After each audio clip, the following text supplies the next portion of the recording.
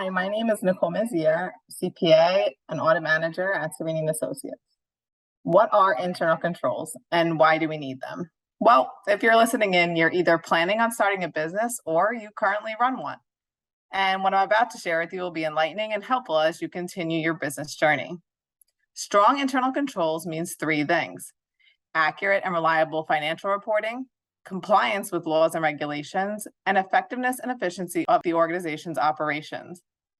So, how do we achieve this? How do we get your internal controls to a place where we can achieve these three results?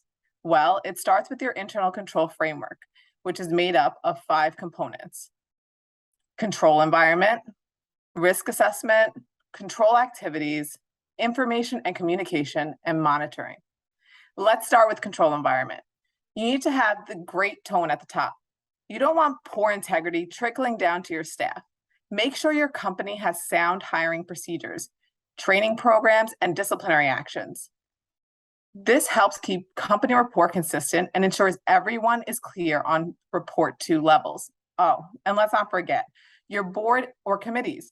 Make sure they're involved and aware of internal control functions set up in your business. Next, let's talk about risk. You want to make sure you have procedures in place to identify risk and assess it. Risk can be an internal factor, such as a retirement of a key position, or an external factor, such as the economy. Being able to identify risk will allow you to evaluate its potential impact and how to combat against it. Now, what about control activities?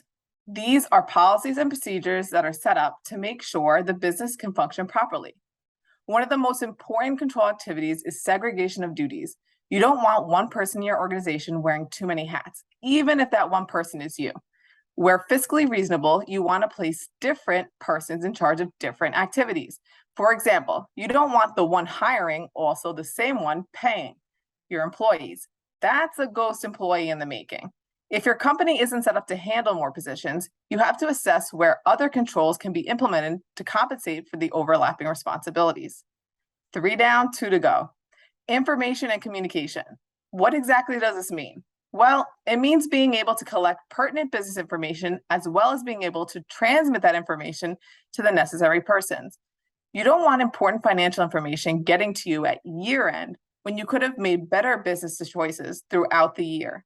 And last but not least, it's time to monitor. This is where management gets to shine.